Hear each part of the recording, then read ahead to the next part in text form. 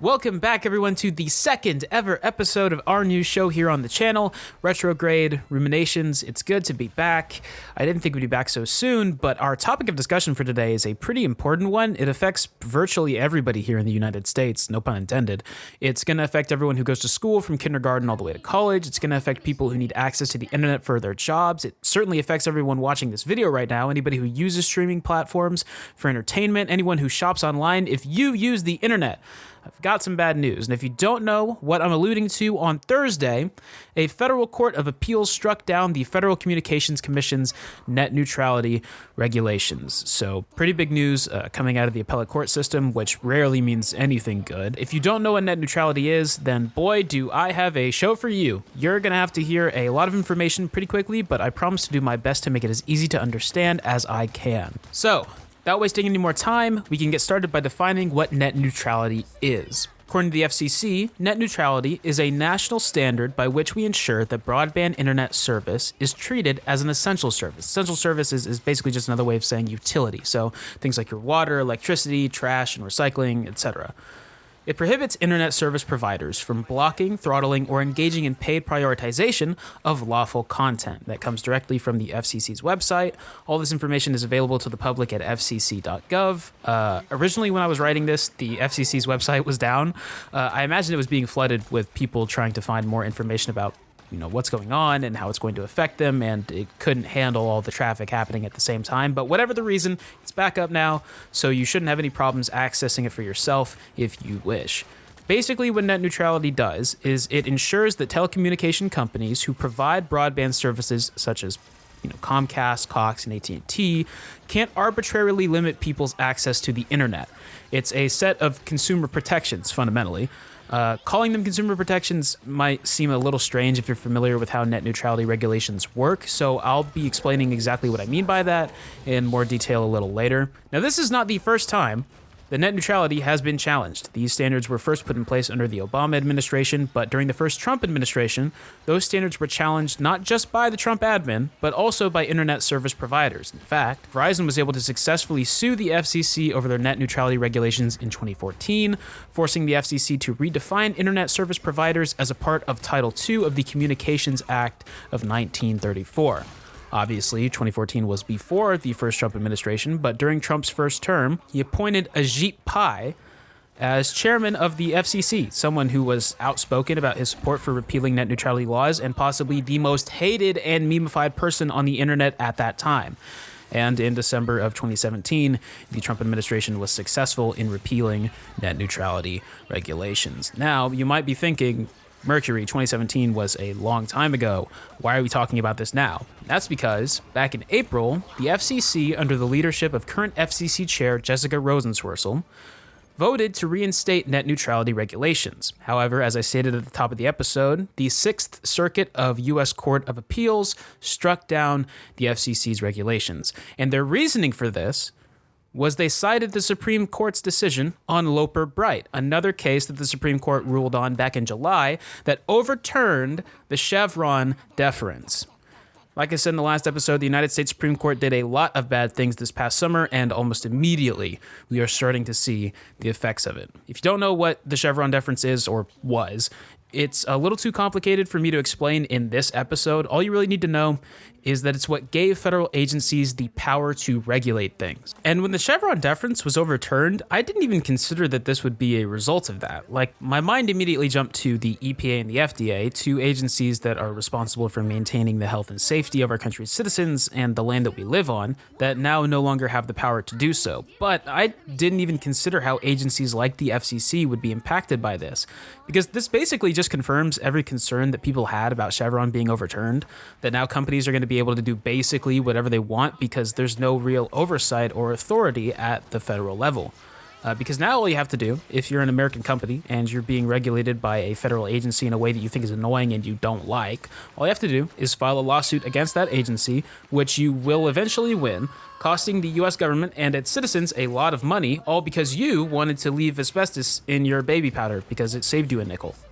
By the way, if you think I'm exaggerating with that example and that American companies wouldn't do that, I would encourage you to look into the past practices of a little company called Johnson & Johnson. I want to go back a little bit to an important talking point. Earlier, I said that net neutrality is a set of consumer protections, but to anybody who's familiar with how net neutrality laws actually work, that may seem a little confusing, maybe a little inaccurate. Because what they do is prevent internet service providers, or ISPs, from arbitrarily manipulating the cost and internet speeds of other companies, mainly tech and online media companies like Google. Now, your immediate reaction to that might be something like, okay, but I'm not a business. I'm not a giant tech company like Google. I'm a private citizen. So these regulations don't really affect me. And yes, you are not Google, but you almost certainly use a service that Google provides, whether it's Gmail, Google Maps, YouTube. If you're watching this right now, you're using a service that's owned by Google. And let's say that another company, the Mozilla Foundation, the company that owns Firefox, which is directly in competition with Google, wants to overtake them. Maybe they're launching their own version of any of the services that I just listed, and they want to get ahead of Google. They can pay an ISP to tank the speeds of Google users while boosting the internet speeds of Firefox.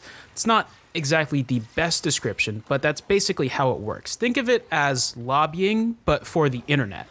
And because it then turns into a problem of who has more money, bigger companies can just throw more money at the problem until smaller companies can't compete anymore. They can't outbid them for equal treatment. And then the bigger companies just have a monopoly over internet access, which isn't good and shouldn't be allowed. The same goes for online retailers and delivery services like Amazon. They can lobby ISPs to slow down people's access to their competitors. I feel like I don't need to explain why that's bad. Another thing that net neutrality prevents is that it keeps ISPs from being able to discriminate against websites and web applications. It prevents them from blocking access to lawful content and from bottlenecking the traffic to a website so that it becomes virtually unusable. So for instance, if an internet service provider had a special interest in suppressing people's access to a website that openly supports a political movement or ideology that the ISP doesn't, or I imagine more realistically, the special interest group that would be paying the ISP to do this, without net neutrality laws, they totally could. Which seems pretty fascistic to me, but whatever, it's fine, I guess. But the reason why this is bad for consumers isn't just because ISPs can suppress information whenever they feel like it, or because the monopolization of the internet would be detrimental to the industry. It also makes using the internet more expensive in general. And a way that I can illustrate this is by using another economic policy you're probably sick and tired of hearing of. I know I am. Tariffs. That's right, baby, we're doing Trumponomics today, because at the end of the day, these are pretty similar concepts. An ISP imposes a higher cost on these companies to provide their services, so the companies now have to find ways to make up for the profit they're going to be missing out on from complying with the ISP, because they're not just going to eat the losses. They're going to find some way to make up for it. And in the case of Google, this could look like an even greater focus on the amount of advertisements, which everybody already agrees is annoying.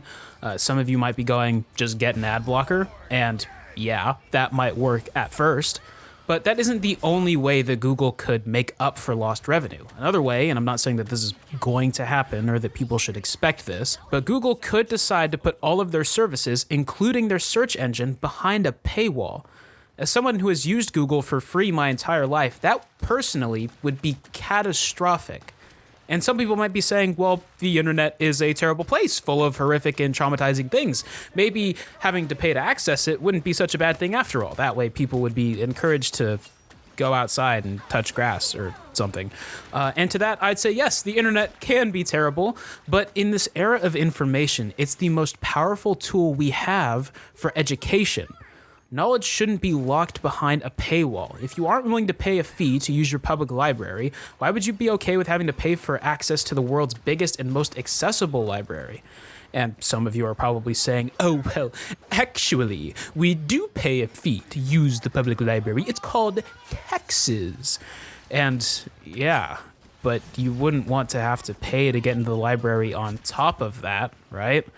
But I'm so glad that you brought that up, because I want to take a second to talk about our schools.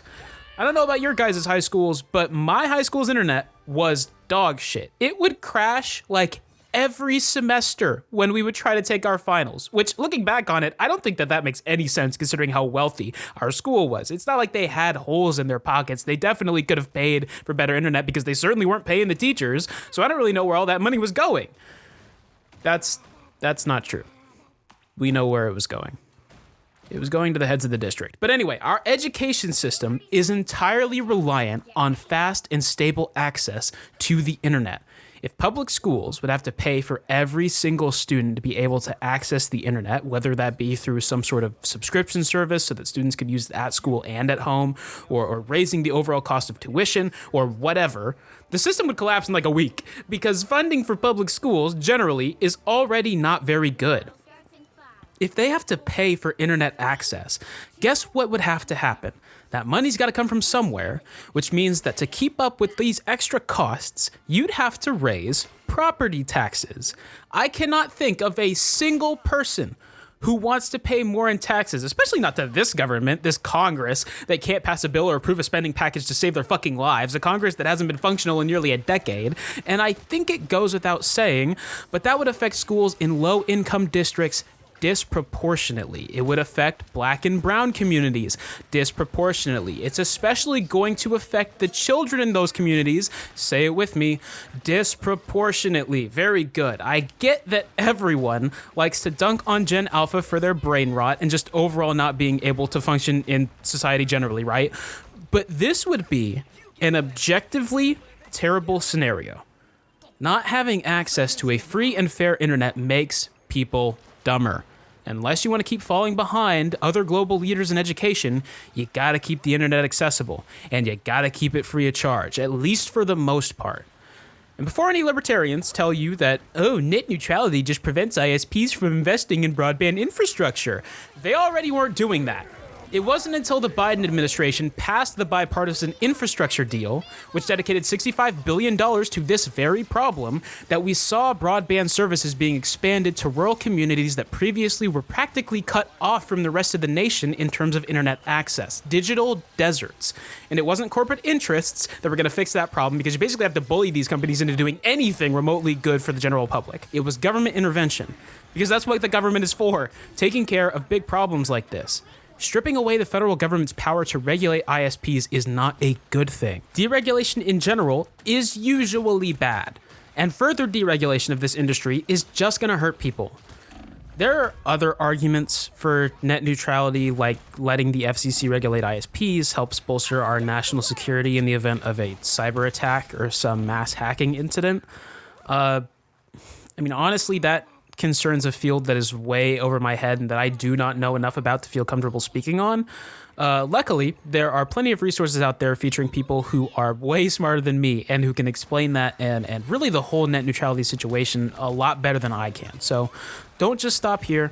Continue to research the subject and become more educated on the topic, and make sure to check your own state's rules and laws and regulations regarding net neutrality. I've heard that California already has net neutrality written into state law. I'm not really sure how that works or how that's going to work moving forward, because if ISPs can't be regulated at the federal level, I don't really see how a state is going to have any authority over them either. I'm sure there will be legal challenges, but until then, continue to become educated on it. You don't have to be an expert. You just have to know enough to win an argument with your friends, family, and the people on Reddit. That brings us to the end of this episode of Retrograde Ruminations. I hope you all enjoyed, and I hope to see you all again very soon. Until then, stay safe and stay warm, because it's getting pretty cold out there. Anyways, take care, and I'll see you later. Bye-bye for now.